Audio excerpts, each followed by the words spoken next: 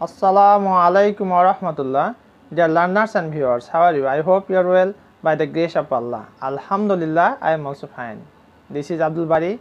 Today I would like to talk a most important topic of English grammar. The topic name is Subject Verb Agreement. And this is very much necessary for those brothers and sisters who will sit for BCS, bank jobs, competitive exams, university admission test, medical admission test, primary jobs, NTRCA, and many other non-cadre competitive exams.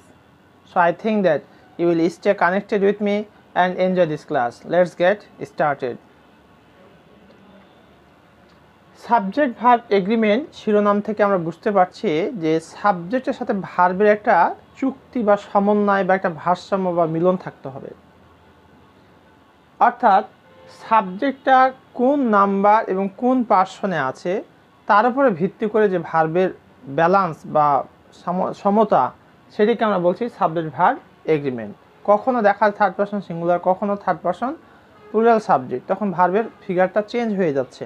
অর্থাৎ সাবজেক্টের number ও person ভেদে ভার্বের রূপ change হয়, সেটা কখন কিভাবে হয় সেই বিষয় নিয়ে আমরা ক্লাস আলোকপাত করব। আরও গুরুত্বপূর্ণ একটি বিষয় তোমাদের বলে রাখি, আমি এখানে যেটা লিখেছি বোর্ডে, এই প্রত্যেকটি ম্যাক্সিমামই তোমার কোনো না কোনো পরীক্ষায় কম্পিটিটিভ এক্সাম পরীক্ষা এসেছিলো। তাহলে বুঝতেই পারছো যে how much significant these are, obviously these are so much significant. Inshallah, I will clarify all these, which rules are needed to all these questions to explain. Inshallah, I will try my best to explain all these, and I hope that you will enjoy this class. প্রথম যেটি বলা হচ্ছে, my parents as well as I dash present here. আমার পিতামাতা, as well as মানে হচ্ছে এবং, I এবং আমি, আমার পিতামাতা এবং আমি ড্যাশ প্রেজেন্ট হেয়ার এখানে বর্তমান। এবার এখানে এই যে অ্যাজ ওয়েল অ্যাজ যে কনজাংশনটি ব্যবহার করা হয়েছে, এই ব্যবহারের উপর ভিত্তি করে এটাকে ফলো করবে না এটা না উভয়কেই ফলো করবে, এই জিনিসটা আমাদের জানতে হবে। তো তোমরা কি বলতে পারো? আর তোমাদের জ্ঞাতার্থে বলে রাখি, যারা আমার ক্লাসটি দেখছো তারা পজ করে উত্তর কি হবে নিজে আগে সিলেকশন করে নাও, দিয়ে আমার ক্লাসটি দেখো, তাহলে দেখা যাবে তোমাদের জন্য অনেক সহজ হবে এবং তোমার জানার পরিধিটাও বাড়বে বা বুঝতে পারবে যে তোমার পজিশনটা কি লেভেলে আছে, কোথায় তুমি অবস্থান করছো। আমি একটা রুল বলি, অ্যাজ ওয়েল অ্যাজ, তারপর হচ্ছে তোমার together with, along with, with, but, except, and not, এই ধরনের যদি কনজাংশন থাকে তাহলে এখানে যেটা কনজাংশন ব্যবহার করা হয় তার পূর্বে যে সাবজেক্টটা রয়েছে তাকে অনুসরণ করে ভার্ব বসাতে হবে। অর্থাৎ মাই প্যারেন্টসকে অনুসরণ করে এখানে ভার্ব বসাতে হবে, আইকে না, অথবা উভয়কে নয়, যেহেতু এখানে অ্যাজ ওয়েল অ্যাজ আছে। তাহলে এখানে মাই প্যারেন্টস হচ্ছে এখানে ফোকাসিং সাবজেক্ট। তাহলে কি হবে ভার্বটা বলো তো? এখানে my parents as well as dash present here was, am, were না হ্যাজ। এখানে ওয়াজ হবে না কারণ প্যারেন্টস হচ্ছে প্লুরাল, অ্যাম হবে না, আয়ের ক্ষেত্রে অ্যাম হয়, যেহেতু আই এখানে সাবজেক্ট হচ্ছে না, হ্যাজও হবে না, তাহলে হবে কি ওয়ার। তাহলে এখানে সঠিক অ্যান্সার হচ্ছে ওয়ার। এটা যদিও পাস্ট টেন্সে বোঝাচ্ছে না, তারপর এখানে ভার্বের যে রূপ সাবজেক্টের উপর বেস করে এটাই কিন্তু ফোকাসিং হচ্ছে, কারণ এগুলো এটা হচ্ছে থার্ড পারসন সিঙ্গুলার নাম্বারে, এটাও থার্ড পারসন সিঙ্গুলার নাম্বারে, আইটা ফার্স্ট পারসনের ক্ষেত্রে, কিন্তু মাই প্যারেন্টসটা হচ্ছে থার্ড পারসন প্লুরাল নাম্বার, আর অ্যাজ ওয়েল অ্যাজ থাকার কারণে অনুসরণ করবে মাই প্যারেন্টসকে, আইকে অনুসরণ করবে না, অথবা উভয়কে অনুসরণ করবে না। এবার আমরা দেখবো 2 নম্বর, Lima along with her friends, Lima along with her friends dash to school today বা ডেলি। এখানে খেয়াল করো, লিমা আছে third person singular number, her friends হচ্ছে থার্ড পারসন প্লুরাল নাম্বার। তাহলে বলো তো ভার্বটা কি হবে? গো হবে না গোজ না ইজ গোয়িং না আর গোয়িং? এতক্ষণ তোমরা সিদ্ধান্ত নিয়ে ফেলেছো, এবার আমরা দেখি কি হয়। এখানে দেখো যে অ্যালং উইথ আর এখানে অ্যাজ ওয়েল অ্যাজ, এটা কিন্তু একই ধরনের কনজাংশন। অর্থাৎ যেখানে এই ধরনের ব্যবহার করা হবে যে as well as, along with, together with, সেক্ষেত্রে প্রথমে যে সাবজেক্টটা থাকবে তাকে অনুসরণ করে ভার্বটা বসাতে হবে। তাহলে এখানে লিমাকে অনুসরণ করে ভার্বটা বসাতে হবে, হার ফ্রেন্ডসকে অনুসরণ করে বসাতে হবে না, কারণ হচ্ছে এখানে অ্যালং উইথ ব্যবহার করা হয়েছে এই কারণে। তাহলে এখানে গো হবে লিমার ক্ষেত্রে না গোজ হবে না ইজ গোয়িং না আর গোয়িং? এখন এখানে গোজ বা ইজ গোয়িং দুটাই আমরা চিন্তা করতে পারি, কিন্তু খেয়াল করো ডেলি থাকার কারণে এটা কিন্তু ইজ গোয়িং করা যাবে না। কেন?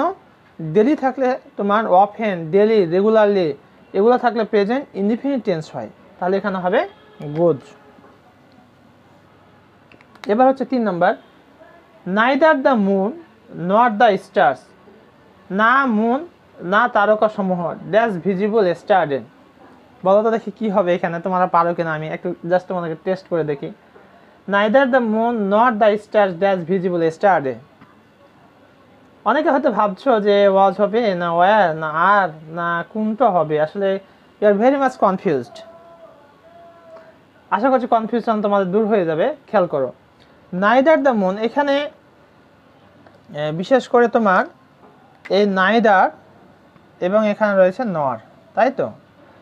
নাইদার নর যদি এমন কেস ঘটে তাহলে নিকটতম যেটা সাবজেক্ট, ভার্বের যেটা নিকটতম সাবজেক্ট তাকে অনুসরণ করে ভার্বটা বসবে। তাহলে নিকটতম সাবজেক্ট হচ্ছে দ্য স্টার্স। আইদার ওয়ার আর নাইদার নরের ক্ষেত্রে নিকটতম যেটা সাবজেক্ট হবে তাকে অনুসরণ করে আমাকে ভার্ব বসাতে হবে। তাহলে এখানে দ্য মুনটা দূরে আছে, দ্য স্টার্সটা হচ্ছে নিকটতম। তাহলে তারকা সমূহ মানে plural, third person plural number, তাহলে কাকে অনুসরণ করবে? ওয়াজ হবে না, এটা থার্ড পারসন সিঙ্গুলার। ওয়ার হতে পারে, আর হতে পারে, হ্যাড বিন হবে না, এটা হবে পাস্ট ইনডিফিনিট টেন্স। কেন? এস্টারডে রয়েছে, এস্টারডে মানে কি? গতকাল, তাহলে পাস্ট ইনডিফিনিট টেন্সে করতে হবে। পাস্ট ইনডিফিনিট টেন্স করতে হলে এখানে ওয়ারটা হচ্ছে অ্যাপ্রোপ্রিয়েট আমাকে, তাহলে অ্যান্সারটা হচ্ছে ওয়ার। এবার চলে আসে 4 নম্বর, telling lies dash a great sin, মিথ্যা বলাটা একটা বড় পাপ। তাহলে এখানে খেয়াল করো যে telling lies a great sin, এখানে জিরা তোমার টেলিং মূল ভাষাতে আইন যোগ করা হয়েছে, অর্থাৎ জিরান করা হয়েছে। আমি একটা নিয়ম বলে দিই, যদি কখনো তোমরা দেখো যে সেন্টেন্সের সাবজেক্ট হচ্ছে জিরান অথবা ইনফিনিটিভ অথবা ক্লজ, এগেন আই রিপিট, সেন্টেন্সের সাবজেক্ট যদি হয় জিরান অথবা ক্লজ অথবা ইনফিনিটিভ, তাহলে ভার্বটা সবসময় হবে সিঙ্গুলার। তাহলে এখানে টেলিং লাইজ এবং জিরান্ডের অবজেক্ট যদি তোমার প্লুরালও হয় তারপরে ভার্বটা হবে সিঙ্গুলার। তাহলে telling lies dash a great scene, এখানে হবে অ্যাম হবে না আর না ওয়াজ না ইজ, এখানে হবে is. Telling lies is a great scene. এবার আমরা পরবর্তী যে রুলগুলি আছে সেগুলো আমরা একটু দেখে নিই।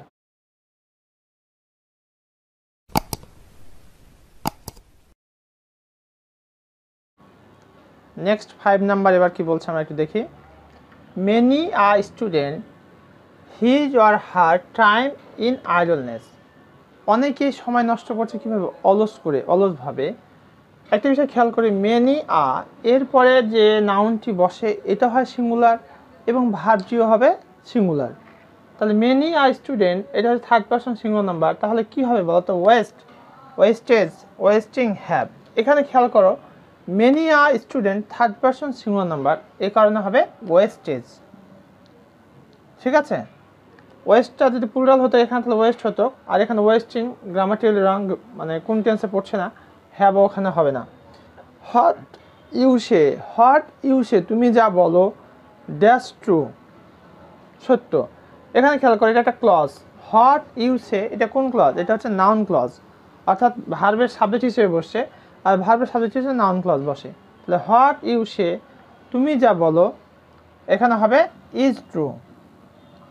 ঠিক আছে, তাহলে এখানে what you say is true, এটা ক্লজ, নাউন ক্লজ, যেমন থার্ড পারসন সিঙ্গুলার হিসেবে সেটা ট্রিট হবে, অর্থাৎ ইনফিনিটিভ, জিরান এবং ক্লজ এগুলো নাউন হিসেবে ট্রিট হবে, থার্ড পারসন সিঙ্গুলার হিসেবে কাজ করবে। দ্য প্রাইসেস অফ রাইস, চালের দাম সমূহ ড্যাশ রাইজিং, মানে চালের দামগুলো কি হচ্ছে? বেড়ে যাচ্ছে। দ্য প্রাইসেস মানে মূল্যসমূহ, একের অধিক মূল্যের কথা বলা হয়েছে, অর্থাৎ মূল্যসমূহ, এই চালের মূল্য, ওই চালের মূল্য, একাধিক চাউল আছে তার মূল্য আর কি। আর রাইস মানে চাল, এটা সিঙ্গুলার করা আছে, এটা হচ্ছে plural. The prices of rice, চালের মূল্যসমূহ, তাহলে কী হবে? ভার্বটা প্লুরাল হবে, is, was, have, are. The prices of rice are rising, আর কেন হলো? এটা হচ্ছে প্রেজেন্ট কন্টিনিউয়াস টেন্স, যেহেতু রাইজিং করা আছে, হ্যাভ দিলে কিন্তু ভুল হবে, are rising. The capacity of the students, শিক্ষার্থীদের ক্যাপাসিটি, ধারণ ক্ষমতা, ড্যাশ টু বি ইভ্যালুয়েটেড, মূল্যায়ন করা দরকার।